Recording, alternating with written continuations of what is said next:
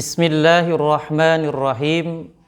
Assalamualaikum warahmatullahi wabarakatuh.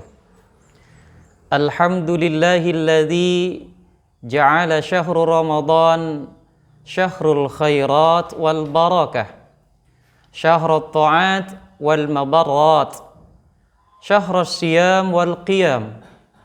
Asyhadu an la ilaha illallah wahdahu la syarikalah, wa asyhadu anna Muhammadan abduhu wa rasuluhu la nabiyya ba'dah. Allahumma salli wa sallim wa barik ala sayyidina Muhammadin wa ala alihi wa ashabihi wa man tabi'ahum bi ihsanin ila yaumiddin, amma ba'du. Qala Allah ta'ala fi kitabihil aziz, a'udzu billahi minasyaitonir rajim. Bismillahirrahmanirrahim. Syahrul Ramadan alladzi unzila fihil Qur'an hudan linnasi wa bayyinatin minal huda wal furqan. Shadaqallahul azim. Jamaah hadirin yang dirahmati Allah Subhanahu wa taala. Perkenalkan, nama saya Yatman Firmansyah, salah satu pendidik di MTS Al-Mursyidiyah bidang studi bahasa Arab. Pada kesempatan ini insya Allah akan menyampaikan 4 hal atau 4 amalan di bulan Ramadan. Alhamdulillah, pada Ramadan tahun ini kita masih diberikan kesempatan, ruang dan waktu oleh Allah Subhanahu wa taala untuk melaksanakan ibadah yang sangat kita nanti-nantikan, yang sangat kita tunggu-tunggu, dan kita merasa bahagia, kita merasa bersukacita ketika datangnya bulan Ramadan. Sebagaimana baginda Rasulullah SAW mengabarkan kepada kita, barang siapa yang merasa senang, barang siapa yang merasa gembira akan datangnya bulan Ramadan, maka Allah Subhanahu wa taala akan mengharamkan jasadnya dimasukkan ke dalam neraka. Apa saja amalan yang bisa kita lakukan ketika di bulan Ramadan? Tentunya selain ibadah puasa yang wajib. Yang pertama adalah Ramadan bulannya Al-Quran. Allah Subhanahu wa ta'ala telah menurunkan Al-Quran di bulan Ramadan.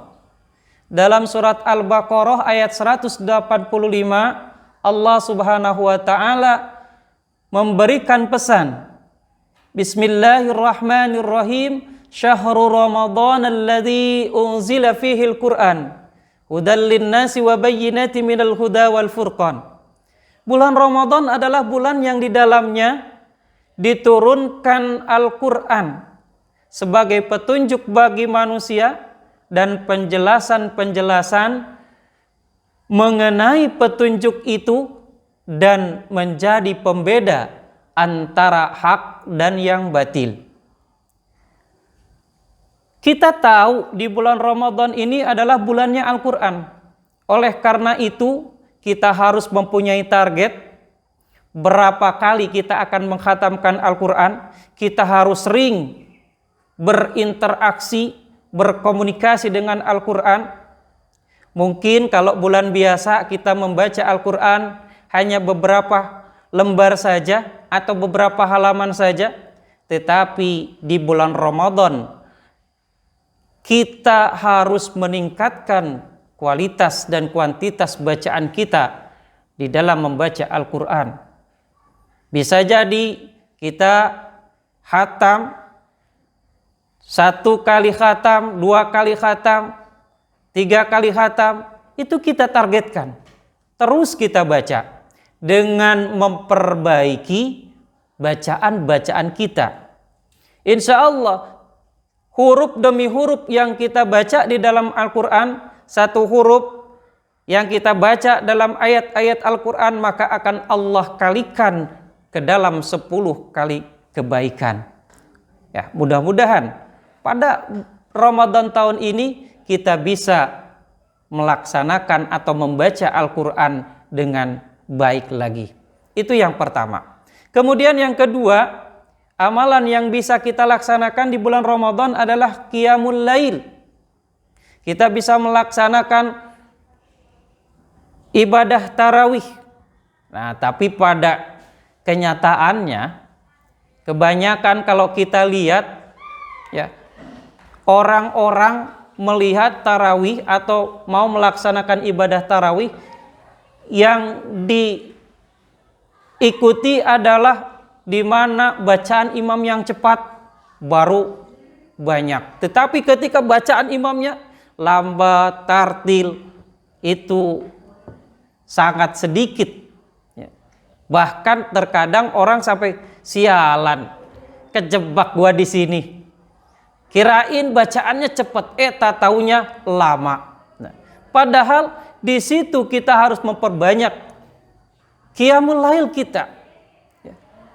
Rasulullah SAW bersabda dari Abu Hurairah radhiyallahu anhu, "Man qama Ramadhana imanan wahtisaban, ghufira lahu ma taqaddama min dzambi."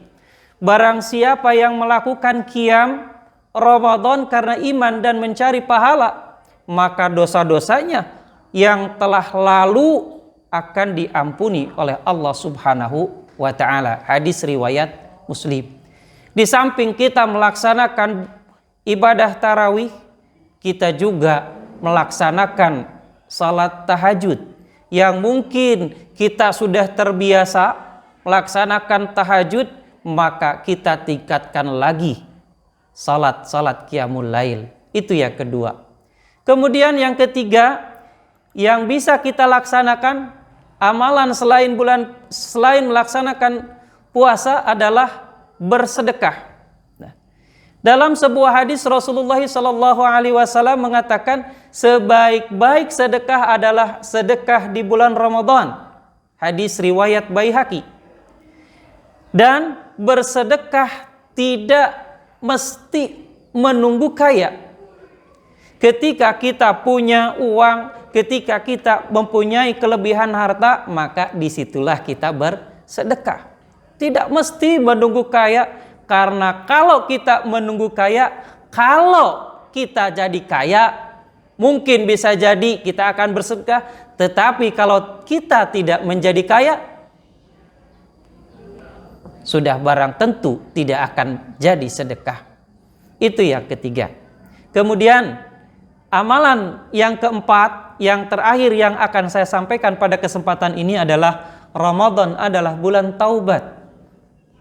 Rasulullah SAW berkata, "Ya ayyuhan nas, tubu ilallah wastaghfiruhu, fa inni atubu ilallah wa astaghfiruhu fi kulli yaumin mi'ata marratin."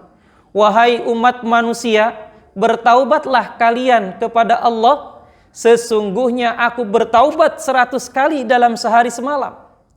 Rasul yang sudah diampuni atau dimaksum dari semua dosanya oleh Allah Subhanahu wa taala, beliau bertaubat kepada Allah Subhanahu wa taala 100 kali dalam sehari semalam. Kalau kita bayangkan, kita orang yang bergelimang dosa, orang yang banyak dosa, dan belum tentu mendapat jaminan surga Allah Subhanahu wa taala, tetapi kita susah untuk bertaubat, kita susah untuk mengucapkan istighfar kepada Allah, memohon keampunan kepada Allah Subhanahu wa taala. Oleh karena itu, alangkah baiknya dan alangkah tepatnya di bulan Ramadan ini kita memperbanyak taubat kepada Allah Subhanahu wa taala agar dosa-dosa yang pernah kita lakukan, kesalahan-kesalahan yang pernah kita lakukan diampuni oleh Allah Subhanahu wa taala. Bila pada hari-hari biasa kita dianjurkan bertaubat, maka taubat di bulan Ramadan ini tentunya lebih baik daripada bulan-bulan sebelumnya.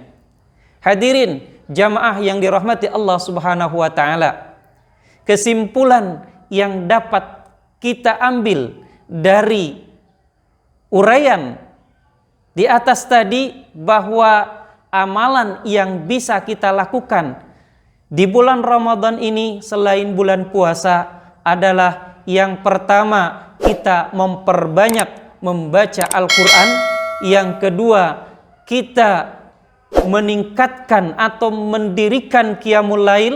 Dan yang ketiga, kita memperbanyak sedekah. Dan yang keempat, kita memperbanyak taubat kepada Allah Subhanahu wa taala. Mudah-mudahan kita di dalam melaksanakan ibadah puasa ini benar-benar menjadi orang-orang yang bertakwa di sisi Allah Subhanahu wa taala.